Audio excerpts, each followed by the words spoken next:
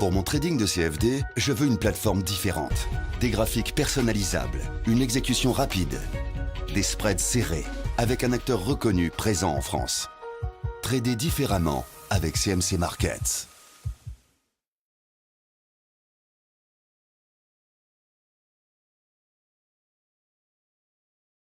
Bonsoir, voici l'analyse technique pour le 1er juillet. Alors ce soir, je vous ai un petit peu refait le graphique et j'ai essayé de mettre en évidence certains points que nous n'avons pas matérialisés. Et vous allez voir qu'ils sont pertinents. Premièrement, j'ai tracé un retracement Fibonacci qui part de l'année dernière, puisqu'il part du 24 juin 2013 jusqu'à ici, c'est-à-dire le 9 juin 2014. En traçant ce point-là, j'ai tracé toute la hausse que nous avons eue depuis un an. Et ces points-là m'ont donné, ces retracements m'ont donné quelques points. J'en ai rajouté quelques-uns, j'ai rajouté le 78,6, j'ai rajouté le 77, le 88,6 pour me donner quelques points de repère. Et alors c'est pas tout, donc j'ai rajouté ces points. J'ai également rajouté une droite qui part également de ce même point, qui passe par ce point-là, pour me donner un point ici possible de rebond. Maintenant je fais un zoom. Donc, voilà, nous avons nos points.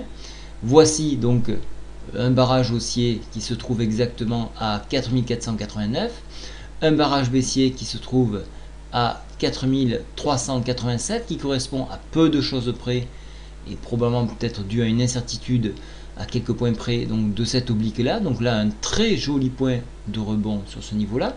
Donc il serait bon de surveiller ce point là pour effectuer effectivement une position à la hausse sur ce niveau. Actuellement, comme je vous le disais, ce barrage était très important. Il ne faut surtout pas qu'il soit enfoncé, sinon on risquait donc une cassure vers le bas plus marquée. Le problème, c'est que nous avons des indicateurs qui se trouvent en zone de survente. Et donc, on a besoin de consolider cette zone. Voilà pourquoi je pense que nous allons avoir une consolidation ici, avant de ou repartir en direction des 4489, ou enfoncer cette oblique dans un premier temps, et venir s'appuyer ici sur les 4387. Donc consolidation probablement à plat de façon à réintégrer la Bollinger ici, retour ici dans un premier temps pour chercher la MM10 qui devrait continuer de descendre, et pourquoi pas sans validation de passage à ce niveau là pour casser et tirer vers le haut vers la MM20, on reviendra inexorablement sur notre point de départ 4430, puis comme je vous le disais, cette oblique ici. Voilà, donc ça c'est ce qu'on peut dire. On est également, alors on est encore une fois sur un canal haussier puisque j'ai écarté mes droites ici, donc il faudrait vraiment attendre cette cassure là. Néanmoins, je le rappelle, la théorie de dos a été cassée sur ce niveau là, hein. Donc maintenant, si vous souhaitez jouer la hausse, il faut plutôt le faire en intraday, c'est-à-dire dans la journée, préserver ses bénéfices et se repositionner le lendemain après les mouvements que l'on peut avoir dans la nuit. Voilà un petit peu ce que l'on peut dire pour l'indice. Pour demain matin, il y a des statistiques importantes, donc je tenais à vous les souligner. Donc nous avons bien évidemment le PMI manufacturier chinois à 3 h du matin pour ceux qui se lèvent tôt. Et 3h45, donc deux statistiques chinoises.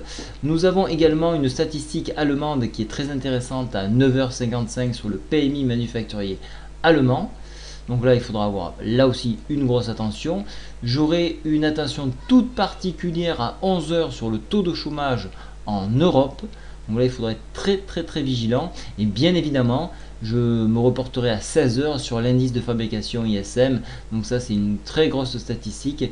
Il faudra bien évidemment être devant vos écrans. En attendant, je vous souhaite un très bon match et je vous dis vive la France et bonne chance. Au revoir.